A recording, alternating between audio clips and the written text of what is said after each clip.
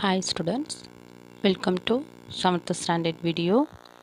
Today we are going to see about term 2 unit 1 poem Sea Fever, John Masefield. Sea Fever written by John Masefield. Okay students, shall we move? Sea Fever, John Masefield. John Masefield is a well-known English writer and poet. He is best remembered as the author of the classics for children names as The Midnight Folk and as a poet for his works such as Sea Fever. At the age of 16, he entered to the world of merchant navy. At the age of 16, he entered to the world of merchant navy. However, his passion for reading and writing was still continued while at board. While being abroad is when he realized that his passion should be brought out and he should be a writer by himself.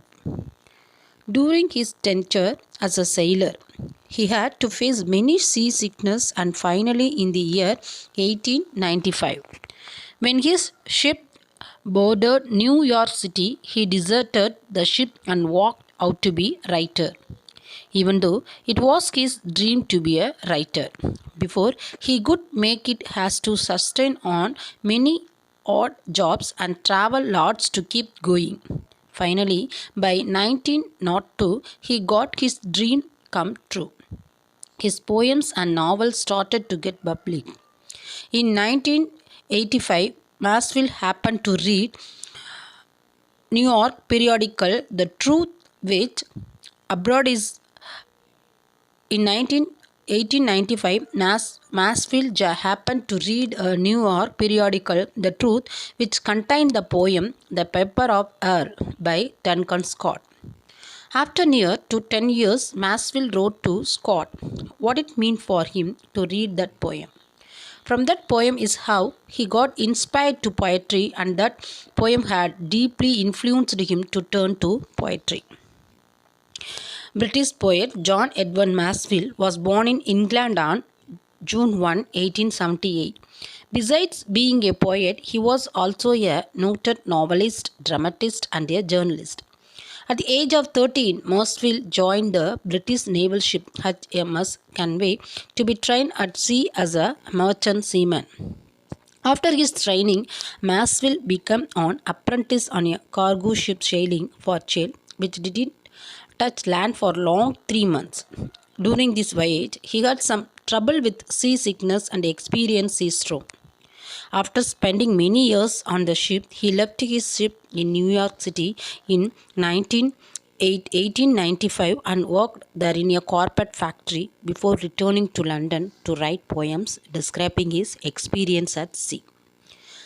Okay, students, now about the poem. Sea Fever. I must go down to the seas again, to the lonely sea and the sky. And all I ask is a tall ship and a star to steer her by. And the wheels kick and the wind strong and the white sails shaking. And a grey mist on the sea's face and a grey dawn breaking.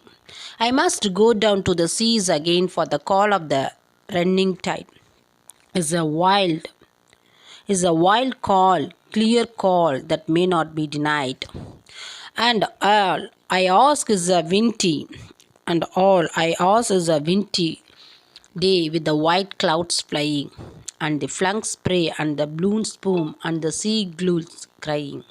I must go down to the seas again, to the vagrant's gypsy life, to the girl's way and the world's way, where the wind's like a withered knife. And all I ask is a marry on from your laughing fellow rover, and quit sleep and a sweet dream when the long trick's over. I must go down to the seas again, to the lonely sea and the sky, and all I ask is a tall ship and a star to steer her by. Being a sailor, he enjoyed the loneliness and quiet environment of the sea. In the poem Sea Fever, Mansfield expresses his desire for sailing once again in the quiet sea, under the quiet sky. He expresses his desire for the need of a well built ship to sail and a star in the dark sky to act as a guide. Soon the adventures would begin, and as each day dawns, he wakes up to see the early grey mist rise from the sea. In the poem, the poet expresses his strong desire to get back to the sea, as the call from the sea cannot be ignored or denied. He wishes that there would be strong winds that would blow away the thick white clouds in the sky and take the sail forward throughout the day. Watching from the shore fills his heart with the adventures and spirit. Adventures and spirit. The last para explains that the poet would like to be a wandering gypsy, and all I ask is a windy day with the white clouds flying and the flung spray and the blue spume and the seagulls crying. I must go down to the seas again to the vagrant gypsy life. Yes, the last para explains that the poet would like to be a wandering gypsy. However, he would miss the seagulls and the white whales, and most of all his time spent with his fellow men at the deck, listening to tales and good and silent sleep, which drifts into a sweet dream. This poem clearly shows how Mansfield had enjoyed his days on the sea, and he would like to have part of it even after he has left his for began following his passion. I must go down to the seas again, to the lonely sea and the sky, and all I ask is a tall ship and a star to steer her by, and the wheels kick and the wind song and the white sails shaking, and a grey mist on the sea's face and a grey dawn breaking. I must go down to the seas again, for the call of the running tide is a wild call and a clear call that may not be denied, and all I ask is a windy day with the white clouds flying and the flung spray and the blown spoon and the seagulls crying. I must go down to the seas again, to the vagrant gypsy life, to the gulls' way and the whales' way, where the winds like a withered night. And all I ask is a marry on from a laughing fellow rover, and quiet sleep and a sweet dream when the long trick's over. So in the poem, the poet expresses his strong desire to get back to the seas, as the call from the sea cannot be ignored or denied. He wishes that there would be strong winds that would blow away the thick white clouds in the sky and take the sail forward throughout the day. Watching from the shore fills his heart with the adventures and spirit. Last para explains that the poet would like to be a wandering gypsy. However, he would miss the seagulls and the white whales, and most of all his time spent with his fellow men at the deck, listening to tales and good and silent sleep, which drifts into a sweet dream. So, finally, this poem clearly shows how Mansfield had enjoyed his days on the sea, and he would like to have a part of it even after he has left his for began following his passion.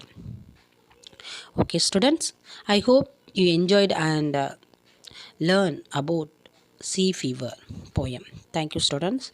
Thank you for watching my video. Thank you. Have a nice day.